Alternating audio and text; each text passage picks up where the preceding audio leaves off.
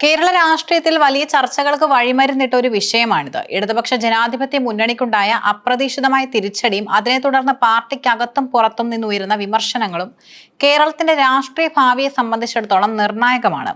കേരളത്തിന്റെ രാഷ്ട്രീയ ചരിത്രത്തിൽ LDF നേരിട്ട ഏറ്റവും വലിയ തിരിച്ചടികളിലൊന്നായി ഈ തിരഞ്ഞെടുപ്പ് ഫലം വിലയിരുത്തപ്പെടുന്നു. തുടർച്ചയായ രണ്ടാം വട്ടവും അധികാരത്തിലെത്തിയ ഒരു സർക്കാരിന് ജനവിധി ഇത്രത്തോളം എതിരായത് എന്തുകൊണ്ടാണെന്ന ചോദ്യത്തിന് ഉത്തരമായിട്ടാണ് മുൻ MP സെബാസ്റ്റ്യൻ പോളിനെ പോലെയുള്ള ഇടതുപക്ഷ സഹയാത്രികരുടെ രൂക്ഷ വിമർശനങ്ങൾ പുറത്തുവരുന്നത്. സെബാസ്റ്റ്യൻ പോളിന്റെ വിമർശനത്തിന്റെ കുന്തമുന മുഖ്യമന്ത്രി പിണറായി വിജയന്റെ വ്യക്തിത്വത്തിലേക്കാണ് തിരിഞ്ഞിരിക്കുന്നത്. പിണറായി വിജയൻ എന്ന നേതാവ് പ്രതിസന്ധികളെ നേരിട്ട രീതി ജനങ്ങൾക്കിടയിൽ അദ്ദേഹത്തിന് ഒരു രക്ഷകൻ എന്ന പരിവേഷം നൽകിയിരുന്നു. എന്നാൽ ഇതേ വ്യക്തിത്വം തന്നെ പിന്നീട് ജനങ്ങളിൽ നിന്നും അദ്ദേഹത്തെ അകറ്റുന്നതിനും കാരണമായെന്ന് സെബാസ്റ്റ്യൻ പോൾ നിരീക്ഷിക്കുന്നു. പാർട്ടിക്കുള്ളിൽ പിണറായി വിജയനെ ചോദ്യം ചെയ്യാൻ ആരുമില്ലാത്ത അവസ്ഥയാണ് ഇപ്പോൾ നിലനിൽക്കുന്നത്. മുഖ്യമന്ത്രിയെ നിയന്ത്രിക്കാൻ പാർട്ടി സെക്രട്ടറിക്ക് പോലും കഴിയുന്നില്ല. ഇതിനെയാണ് സെബാസ്റ്റ്യൻ പോൾ അഴിഞ്ഞാടാൻ വിട്ടു എന്ന് വിശേഷിപ്പിച്ചത്. ജനാധിപത്യപരമായ ചർച്ചകൾക്ക് പകരം ഒരാളുടെ മാത്രം തീരുമാനങ്ങൾ നടപ്പിലാക്കുന്ന ശൈലി കമ്മ്യൂണിസ്റ്റ് പാർട്ടിയുടെ അന്തസത്തയ്ക്ക് നിരക്കുന്നതല്ലെന്ന വാദമാണ് ഇവിടെ ഉയരുന്നത്. മുഖ്യമന്ത്രിയുടെ വാക്കിലും പ്രവൃത്തിയിലും ഒരു മിനിമം ഡീസൻസി ജനങ്ങൾ പ്രതീക്ഷിക്കുന്നുണ്ട്. അധികാരത്തിന്റെ ഗർവ് പ്രകടിപ്പിക്കുന്ന രീതിയിലുള്ള മുഖ്യമന്ത്രിയുടെ പ്രതികരണങ്ങൾ സാധാരണക്കാരെ പ്രകോപിപ്പിച്ചു. വോട്ടർമാർക്ക് ഭരണകൂടത്തോടുള്ള സ്നേഹത്തെക്കാൾ മുഖ്യമന്ത്രി എന്ന വ്യക്തിയോടുള്ള വിദ്വേഷമാണ് വോട്ടായി മാറിയതെന്ന നിരീക്ഷണം ഗൗരവമേറിയതാണ്. തിരഞ്ഞെടുപ്പ് പരാജയത്തിന് പിന്നിൽ പ്രാദേശികമായ പടലപ്പിണക്കങ്ങളും വലിയ പങ്ക് വഹിച്ചിട്ടുണ്ട്. ഇതിന് ഉദാഹരണമായി സെബാസ്റ്റ്യൻ പോൾ ഉയർത്തിക്കാട്ടുന്നത് എറണാകുളം ജില്ലയാണ്. മന്ത്രി P രാജീവിനെതിരെ അദ്ദേഹം ഉന്നയിച്ച ആരോപണങ്ങൾ ഗൗരവകരമാണ്.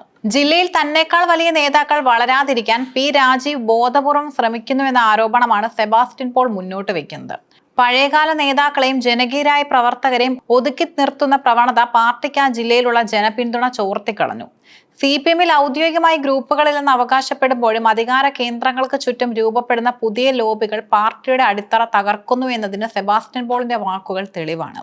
10 വർഷത്തെ ഇടതുപക്ഷ ഭരണം വലിയ വികസന പ്രവർത്തനങ്ങൾ നടത്തിയെന്നാണ് പാർട്ടിയുടെ അവകാശവാദം. ക്ഷേമ പെൻഷനുകളും കിറ്റുകളും അടിസ്ഥാന സൗകര്യ വികസനവും വോട്ടായി മാറുമെന്ന് പാർട്ടി കണക്കുകൂട്ടി.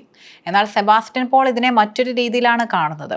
ഭൗതികമായ നേട്ടങ്ങൾ നൽകിയതുകൊണ്ട് മാത്രം ജനങ്ങളുടെ വൈകാരികമായ പ്രതിഷേധം തണുപ്പിക്കാനാവില്ല. സാധാരണക്കാരന്റെ പ്രശ്നങ്ങൾ ഇടപെടുന്നത് ഗൗരവത്തോടെ അല്ലെങ്കിൽ അവർ ആനുകൂല്യങ്ങൾ കൈപ്പറ്റുമെങ്കിലും വോട്ട് ചെയ്യുമ്പോൾ തങ്ങളുടെ പ്രതിഷേധം രേഖപ്പെടുത്തും. പെൻഷൻ മുടങ്ങിയതും സാമ്പത്തിക പ്രതിസന്ധിയും താഴെത്തട്ടിലുള്ള ജനങ്ങളിൽ വലിയ അതൃപ്തി ഉണ്ടാക്കിയിട്ടുണ്ട്. സെബാസ്റ്റ്യൻ പോൾ പരസ്യമായ വിമർശനത്തിന് മുതിർന്നപ്പോൾ CPM നേതാവ് P ജയരാജൻ കൂടുതൽ നയപരമായ എന്നാൽ വ്യക്തമായ സന്ദേശമുള്ള ഒരു നിലപാടാണ് സ്വീകരിച്ചത്.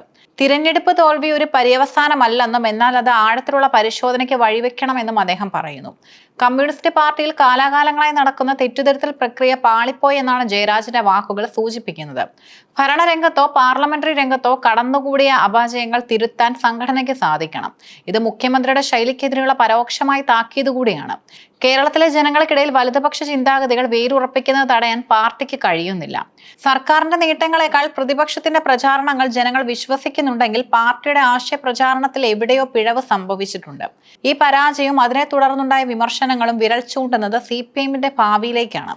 പിണറായി വിജയൻ എന്ന വ്യക്തിയിലേക്ക് കേന്ദ്രീകരിച്ചിരിക്കുന്ന പാർട്ടി അധികാരം വികേന്ദ്രീകരിക്കപ്പെടേണ്ടതുണ്ടോ എന്ന ചർച്ചകൾ ഉയരാൻ സെബാസ്റ്റ്യൻ പോളിന്റെ വാക്കുകൾ കാരണമായി. നേതൃത്വത്തിന്റെ ഏകാധിപത്യ സ്വഭാവം മാറ്റിയില്ലെങ്കിൽ വരാനിരിക്കുന്ന നിയമസഭാ തിരഞ്ഞെടുപ്പിലും ഇതേ ഫലം ആവർത്തിക്കുമെന്ന് പലരും ഭയപ്പെടുന്നു. ഇടതുപക്ഷത്തിന്റെ പരമ്പരാഗത വോട്ട് ബാങ്കുകളിൽ വിള്ളലുണ്ടായിരിക്കുന്നു. യുവതലമുറ പാർട്ടിയുടെ ശൈലിയോട് യോജിക്കുന്നില്ല.